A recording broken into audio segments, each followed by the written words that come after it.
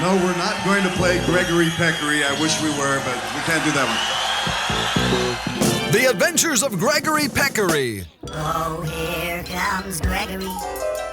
The Adventures of Greggery Peccary is one of Zappa's masterpieces. It's of epic proportions. It's a piece that is loaded with so many different musical styles and references, philosophies about life, social, human behavior, the concept of time, and it's encompassed in this incredible piece of music.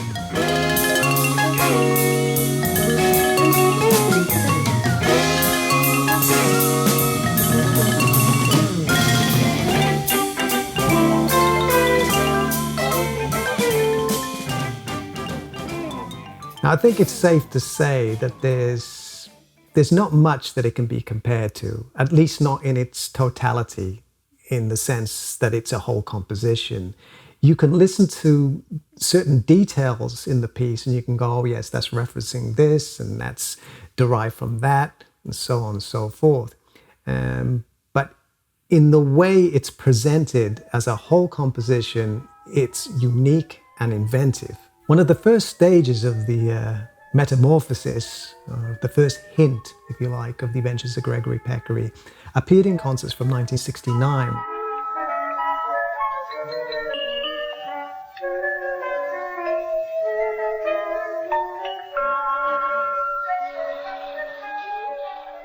Like many other Zappa pieces, the compositional process is similar in that it's derived from sketches and ideas that have been creatively assembled into a whole composition. The next stage of development was a performance of several of the movements by the Grand Wazoo Band at the Felt Forum in 1972.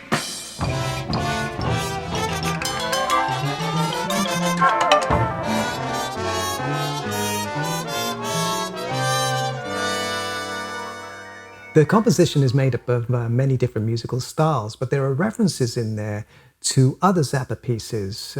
Some of the obvious ones are Billy the Mountain, Big Swifty, Blessed Relief. Billy the Mountain.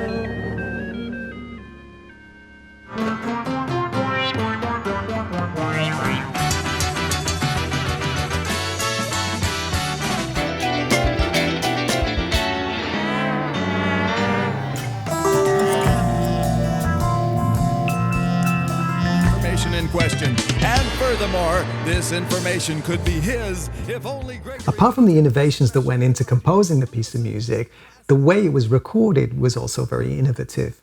Zappa wanted all the notes to be heard in the piece. So in order to do that, he recorded sections separately. So he started with the drums, bass, keyboards, tune percussion, guitars, and then brought in the orchestral instruments, but not all at the same time. So maybe he spent 1 or 2 days on the string section, and a few days later it would be the brass and the woodwinds. So he was layering section by section. And this, I assume, would allow him to be able to get the best performance with smaller ensembles. Because if you're dealing with a large orchestra, the more people you have, the more musicians you have, the more difficult sometimes it is to keep them all coordinated. But if you have a smaller ensemble, it seems to be easier to control and gives you a bit more time, a bit more freedom to set up, to experiment with mic placement and to ensure that you are picking up the whole ensemble and you're getting every note clear. And this process would be repeated with the brass and the woodwinds. And when you listen to the recording, everything's up front. Okay, so I'm not going to do a full-blown analysis of the piece. Instead, I'm just going to focus in on specific sections, certain melodies and harmonic structures that I find very intriguing. The first part I want to look at is in bar 6. It's just after the nocturnal gregarious wild swine and just before a peccary is a little pig. Just between the text, you have this little run, this phrase that's played by the piano, electric guitars, oboe, and flute. And it's built on fourths, but the fourths are played a major third apart, or pitch interval 4. A peccary is a little pig with a white collar that usually hangs around between Texas and Paraguay. The first one begins on the note B, the second E flat, and the third G.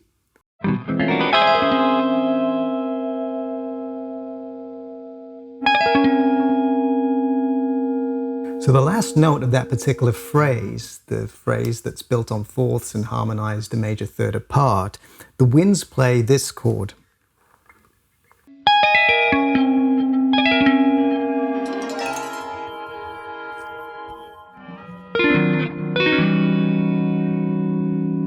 Right after those fourths, the harmony shifts into a specific voicing that moves up a semitone and is performed in the winds. The voicing is...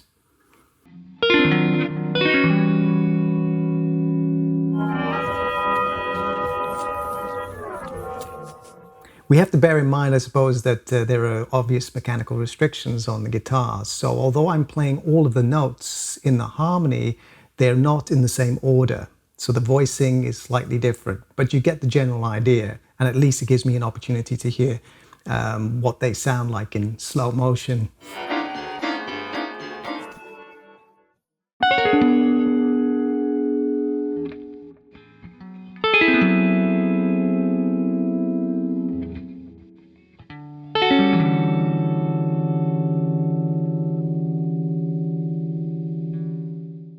You know, these are beautiful chords, but they're kind of buried underneath the text there. There's no reason why they shouldn't be buried within the overall texture of the music. It works, it sounds fantastic. But when you really focus on those chords and you separate them and listen to them, you know, with some space, the harmony is amazing. But it just goes by really quickly. And of course, it's an integral part of the music. But when I analyze this and I look at these harmonic structures and I have time to reflect on them, it's just really fascinating the way the harmonies are built and, what is the thinking, trying to understand what the thinking is, what is the method. As I mentioned, there's a lot of musical styles going on there, but one characteristic that you notice in this particular piece is the reference to cartoon music, the kind of music that Scott Bradley used to compose for the Tex Avery cartoons way back in the day.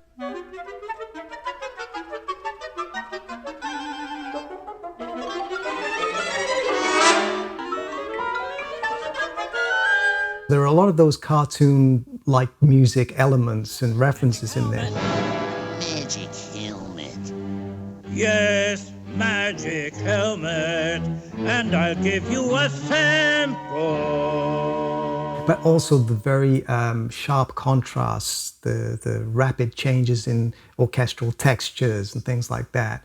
Obviously in the cartoons, they represent events that are happening very quickly.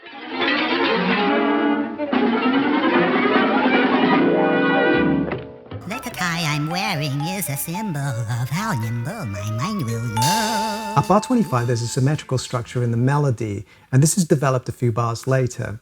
The structure is... You have a distance of one tone, and each note moves progressively farther away from that initial interval.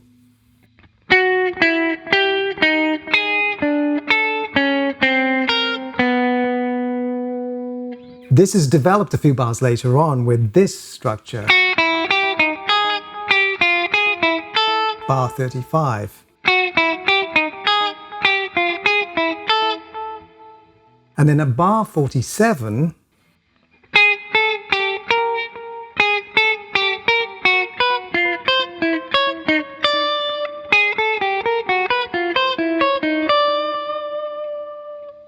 so there's a symmetry here. And the two initial notes that create a specific interval is the axis of the surrounding notes. I've discussed this specific phrase at bar 47 in my video on intervallic sequencing in the music of Frank Zappa. Here we have more examples of it.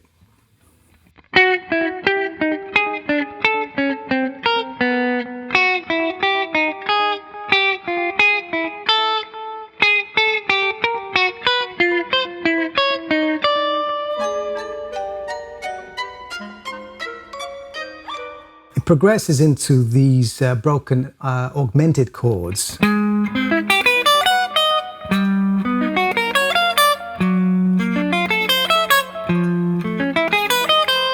move down in semitones, and are played by tuned percussion and the violin. And that combination is just brilliant.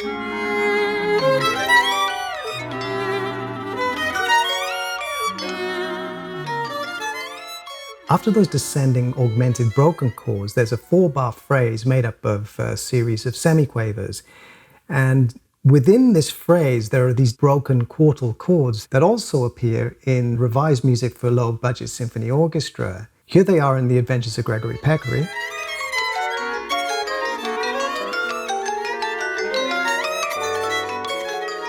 And revised music for low-budget symphony orchestra.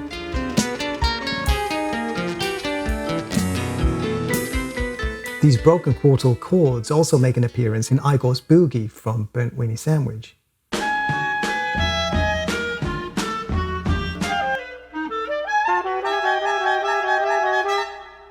Throughout the composition, there are references to Zappa's other pieces of music.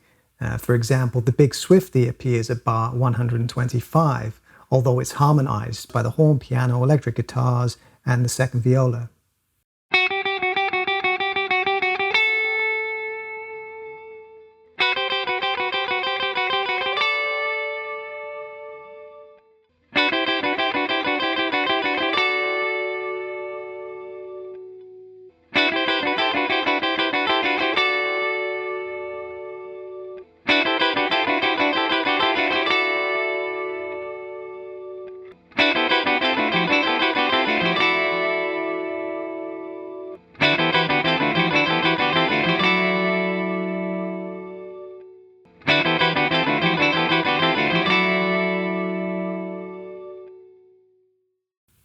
At bar 68 in part 5, there's a reference to Blessed Relief from the album The Grand Wazoo. In question. And furthermore, this information could be his if only Greggery would attend a...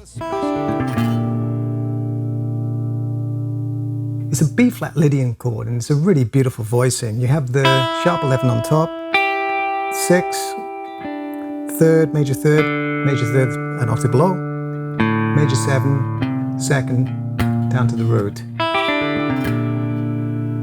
In part 2, you have that Swifty section where George Duke has been overdubbed singing 3-part vocal harmonies.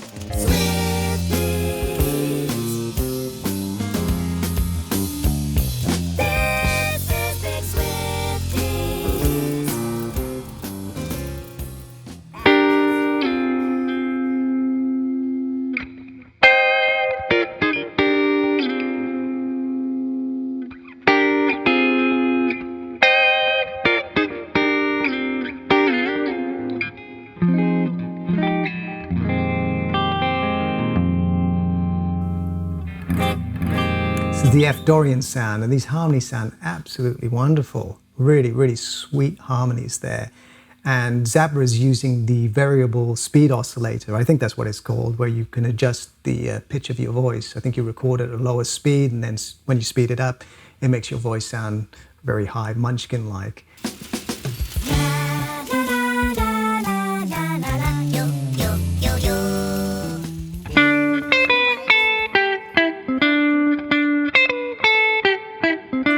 Reminds me of the sea shanties, which makes sense because Zappa mentioned that he was influenced by sea shanties. You can hear those type of melodies in his music. That particular phrase reminds me of the...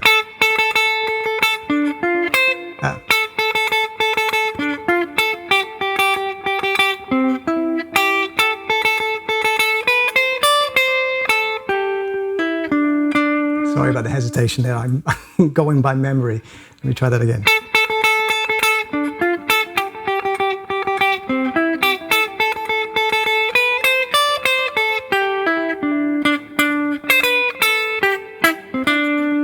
So there's definitely a sea shanty aroma about that melody, and also towards the end of the piece. Who is making those new brown clouds? Who is making those clouds these days? Who is making those new brown clouds? Better ask the philosopher and see what he says. For those of us who are familiar with Zappa's music will recognize bar 148 as being derived from Join the March and Eat My Starch. Join the march and eat my starch.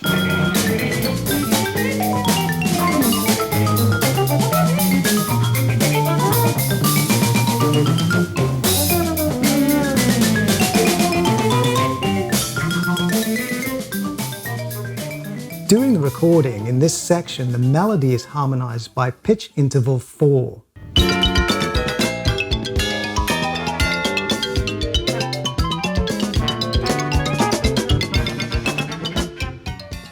This reminds me of the type of parallel motion that happens in the Kid in Zarf, where the melody is harmonized by pitch interval 8.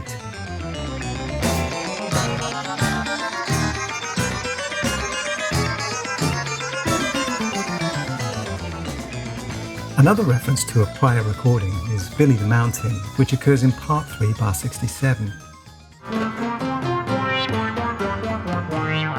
The melody is also referenced in part 5, although this time it's elongated. By a roar of immense laughter, which seems to be rumbling up from the very depths of the cave. It's all about the combinations. The more obscure and unusual the combinations are, the more interesting the music is, invariably.